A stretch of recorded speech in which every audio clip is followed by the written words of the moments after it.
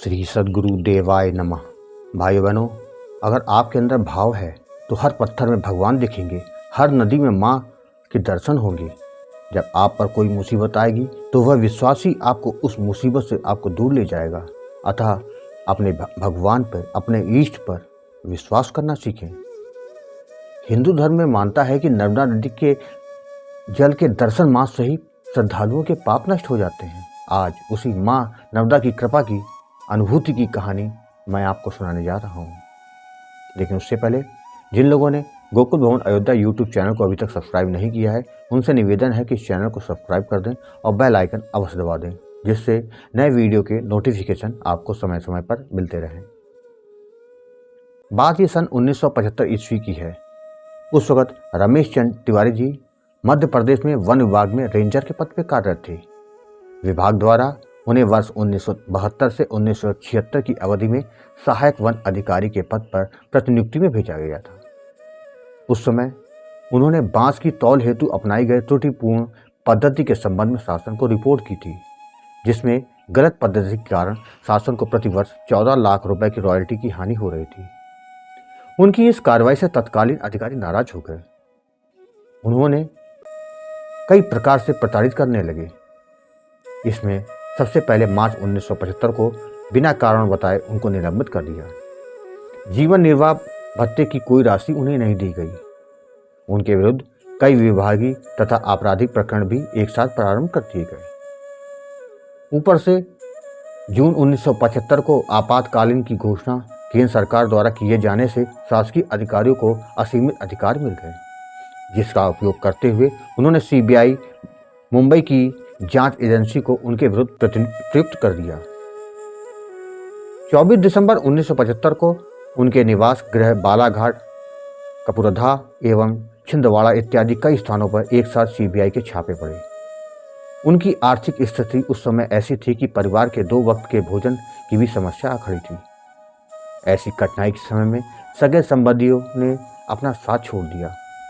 बालाघाट की तलाशी कार्रवाई सीबीआई के पुलिस अधिकारी ने प्रातः 6 बजे से सायं 5 बजे तक अपनी 40 सदस्यीय टीम के द्वारा की।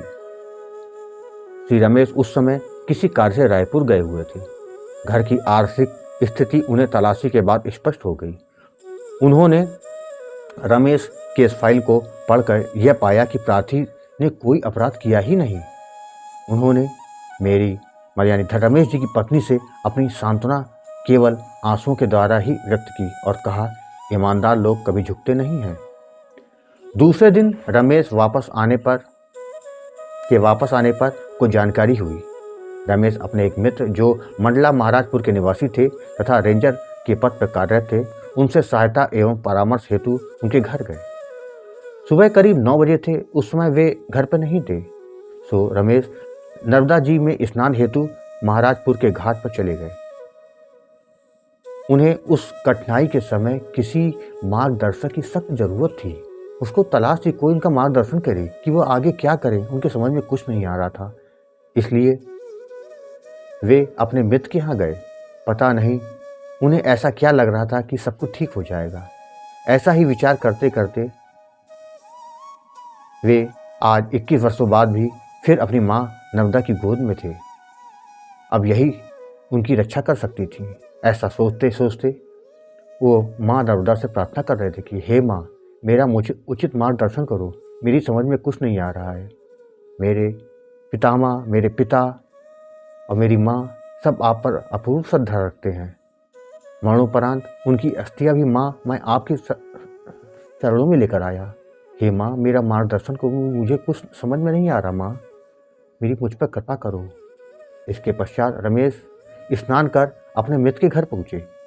वहाँ उनकी पत्नी के आग्रह पर उन्होंने भोजन किया।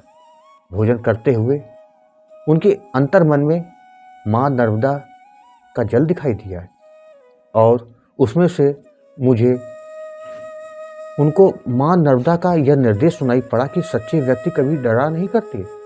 तुम्हें दूसरों से सहायता लेने के बदले स्वयं ही इस संबंध में प्रयास करना चाहिए। उन्होंने पूछा, मुझे क्या करना चाहिए माँ? तो उत्तर मिला कि तुम्हें अपनी सीबीआई तलाशी की रिपोर्ट शासन को देनी चाहिए। उन्होंने पूछा कि इस पर क्या सहायता मिलेगी? तब उन्हें उत्तर मिला कि अपने पत्र में बांस तौल पद्धति बदलाव का पूरा विवरण लिख कर भेजो, ताकि नाराजगी के वास्तविक कारण का पर्दाफाश हो सके। भोजन उपरांत उन्होंने पत्र लिखना प्रारंभ किया।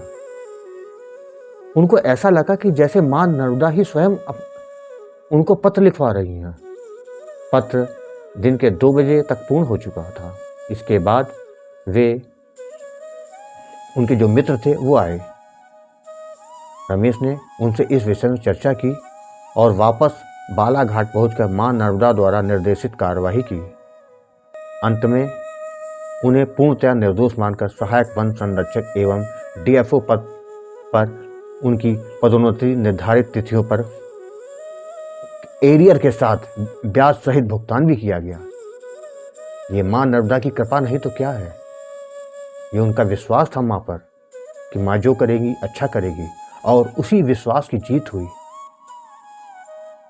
भाई बहनों, आपको ये कथा कैसी लगी कमेंट बॉक्स में जरूर बताइएगा, और हाँ, अगर अच्छी लगी हो तो शेयर करना ना भूलिएगा। धन्यवाद।